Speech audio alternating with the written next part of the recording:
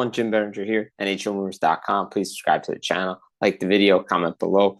Back again. You guys saw the collaboration about the Artemi Panarin trade to the Los Angeles Kings, and that's where we're going to start. Panarin going to the Kings, Liam Greentree, conditional third, conditional fourth, going to the New York Rangers. Now, there's a lot of scuttlebutt out there. There's a lot of speculation, rumors, teams involved. Look, we knew LA was a part of this process. We knew Washington Capitals were part of the process, Carolina Hurricanes, San Jose Sharks, Detroit Red Wings, Tampa Bay Lightning, Florida Panthers, and the list goes on of teams, how valuable those teams were. Well, look, we know Washington went to them with a significant offer, and we know the Panarin camp since the summer telling the New York Rangers that he wanted a 4 or 5 year deal at $50 million, but settles for a 2-year, $11 million extension. Is interesting because I think if the Rangers did that at $11 million, I think it would have been signed and sealed in New York. However, the Rangers were going less than that. They're probably going in the 8s to 9s at most, with Panarin knowing him as a diminishing asset. And they probably could have worked out an extension, but once the letter went out, it was game over. They had to move him. And they moved him to LA. And Chris Drury said that come late morning, this was the team he wanted to go to. This was the team that, he was trying to work a trade to. But, in the end, it doesn't matter anymore which teams you want to go to, which teams put contract offers out there, which teams went to 4 years. Most teams weren't going past 3 years. And that's the information I have. And they went 2 years, LA did, because they're not sure what their window is. But they know after the 2-year deal, they can give them a 1-year deal to stay or another 2-year deal. And I think that's what the Rangers wanted to do, was do a Kopitar type deal. But Panarin wasn't going to take $7 million. And his agent was driving the bus on this, and so was CAA. And we know what's going on with Nashville and CAA. And we see this all the time in college football where, coaches have certain agents. Agents want their coaches to get paid by certain programs, get them to certain programs.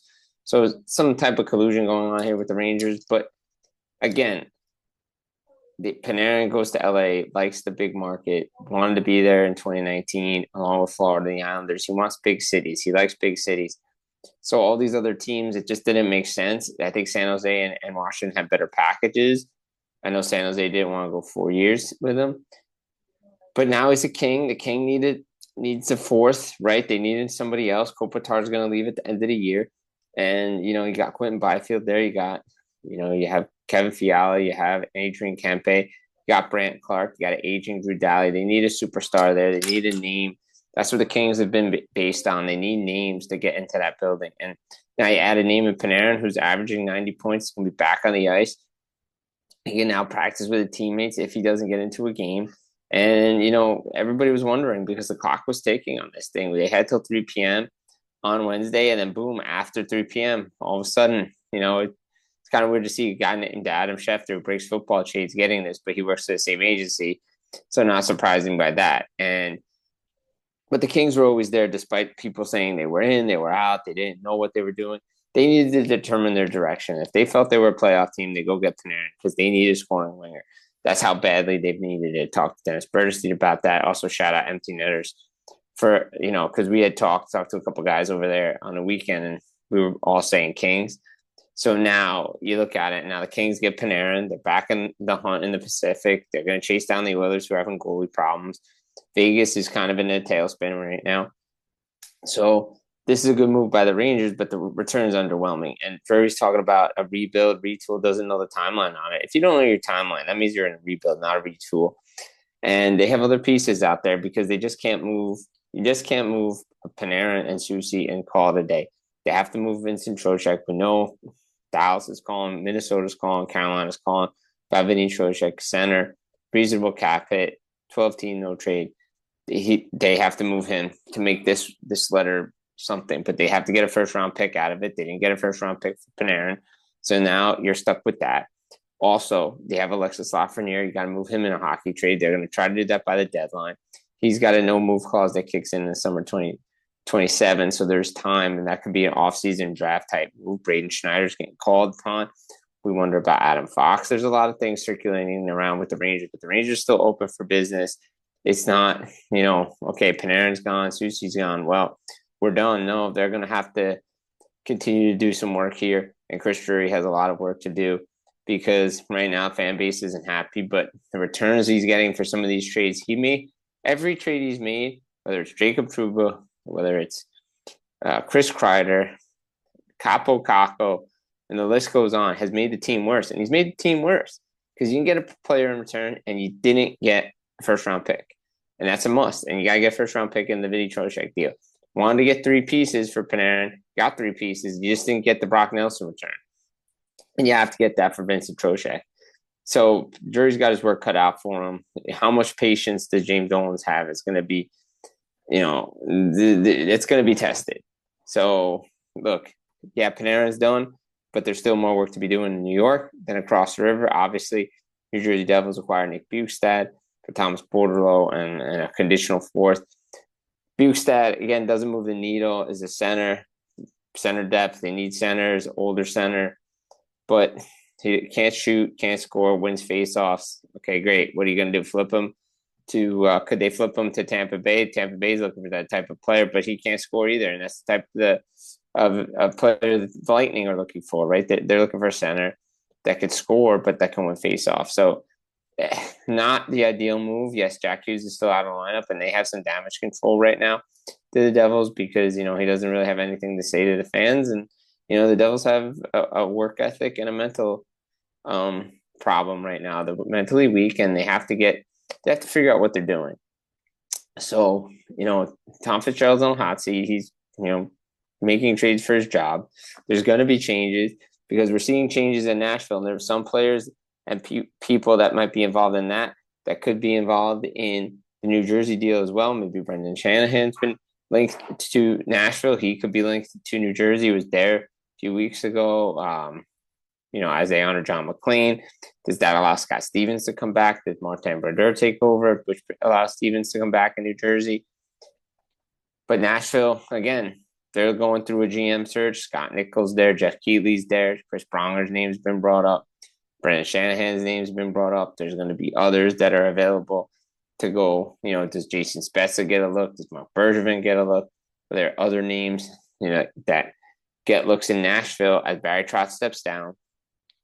He's calling it quits, retired. But if you look at the timeline, you see Nick Saban came in December. They met in December. Then they decide. And I know Trotz knows what his contract is. But if there was a change of philosophy somewhere with Bill Haslam, now you're starting to put the pieces together. Saban with CAA. It's going to be interesting who they hire. But Saban is a part of this process as they try to get a new GM in there before the draft. And look, Barry Trotz is still in control of the trade deadline. They got pieces, and it's a viable, and it's a position that everybody's going to want to go to. You still got Steven Stamkos out there. You still got Jonathan Marchand still out there. Ryan O'Reilly's out there. Nick Cage, Michael McCarron, Michael Bunting, Nick Perbix, Nick Blackenberg.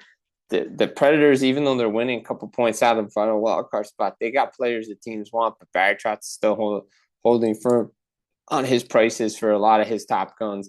But he's going to be able to move a guy like Eric Holla, move a guy like Michael McCarron, a Bunting, a Blackenberg, a Perbix. But again, similar to Drury, Trotz has kind of maneuvered and made trades that have made this team worse, and they need to get draft picks and they need to get young players because they traded away a lot of young players, but they have to go outside the organization. As much as Scott Nichols ready and Jeff Keighley's ready, they can't make the same mistakes they've been making. And similar with New Jersey, that chain's going to be outside the organization. It's not going to be somebody inside when they do decide to make the GM change. So very, look, you got the Nashville situation, New Jersey situation, the Toronto situation. They're winning games now. They win in Vancouver, win in Alberta. But what are they going to do with the deadline? Do they move players like a Bobby McMahon, Oliver Ekman-Larsson, Scott Laughton, Brandon Carlo? Players like that. We know those players are on the move and potentially could be traded as Maple Leaf season.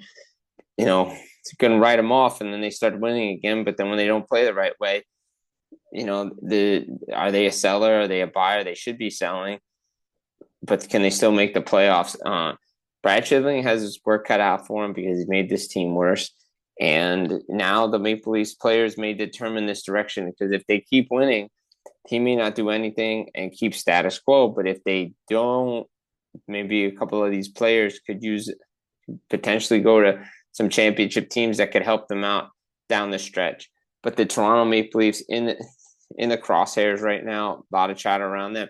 Remember, just because the Olympic trade freeze is here doesn't mean teams can't talk. They can lay their groundwork during the break. They just can't make trades. So maybe these teams continue to talk. Yeah, I know some GMs are going to be overseas, but they can lay some groundwork because once they come out of it, they can make moves. The trade deadline is 12 days away to March 6th. Maybe they get some things set up. Like the Calgary Flames, they have Blake Coleman. They have Nazem Kadri. Nazem Kadri is open to a move now. Not has asked for a trade, but he's open to it if they came to him. Maybe Dallas, maybe Minnesota. Does Ryan Lomberg go? What about Zach Whitecloud? Those are players potentially on the move.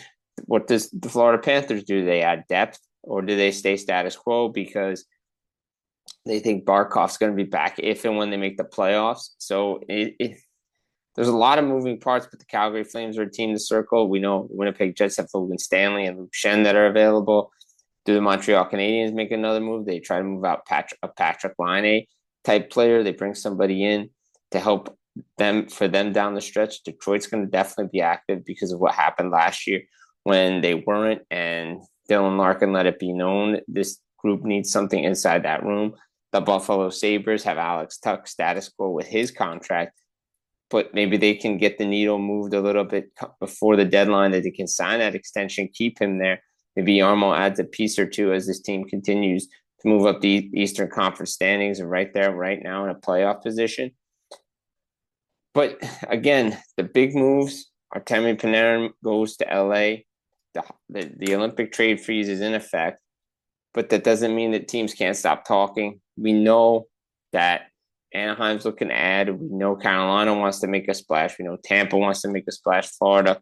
The big teams want to make moves, and does Philadelphia decide to sell off some pieces? They're not going to be buyers, obviously, but did they move out some players? What happens with Matvei Michkov? I mean, that's a whole nother mess in Philadelphia, which we can get into, but they still have a Trevor Zegras extension that they have to work on as well. What about St. Louis? Are they willing to move players? Do they want to move players? Is it just posturing with the Robert Thomases, the Jordan Kyrous out there with the prices that have been set? A lot of moving parts. We still got to March 6th in the NHL trade deadline before things really pick up again. Obviously, at the Olympic trade freeze, you hope nobody else gets hurt. But could there be more changes to these rosters? We see Sam Bennett added because of an injury to Anthony Cirelli. Charlie McAvoy is down.